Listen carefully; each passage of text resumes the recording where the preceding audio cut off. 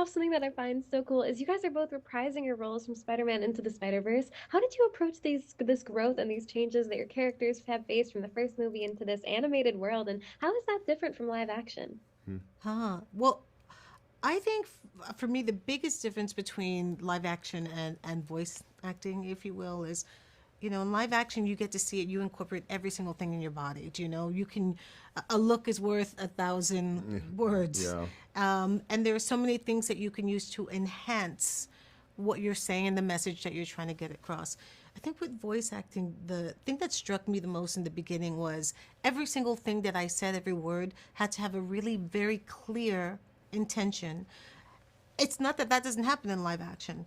It's just that we have different tools that you can use, and in this, the only tool you have is your voice. So everything you say, you got to mean, and you can feel it when it's really rooted in something. And when we have beautiful words, a beautiful story, Like this one, yeah. like this one, it's easy. All of it is a very visceral experience for me in a different way. For me, it was great because, from the first one, I just remember the chemistry between Luna and Shamik and I.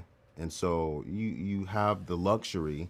For me, it was a luxury because I could kind of hear in my mind what I thought their responses would be, which then made me informed how I wanted to like volley, what to give them things to play with as well. Animation is weird, because you're not seeing anything in front of you. You really have to go on your emotions and what you read and so your mind's eye has to come up with what you think is going on. And what's so great about being a part of the unit of Jefferson and Rio is that how do I communicate with my wife?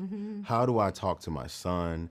Am I being a disciplinarian here? Am I being an ear here? Am I being loving here? And so you just have to use your imagination. I know.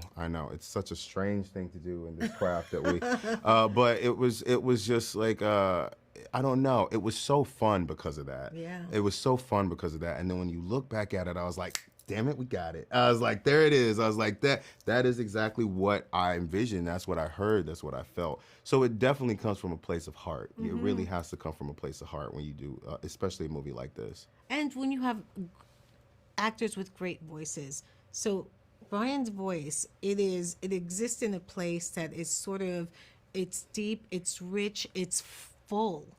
And I think those sounds, and not just because you're my Oh husband, my gang.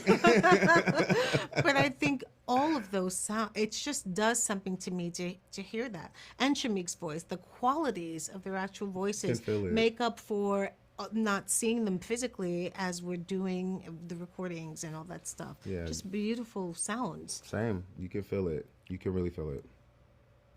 I love how much you guys analyze these characters and these experiences. Thank you so much for joining me today. It was such a pleasure to Thank talk to you. you. Thank This you. is amazing. Thank you. Thank Take you. care.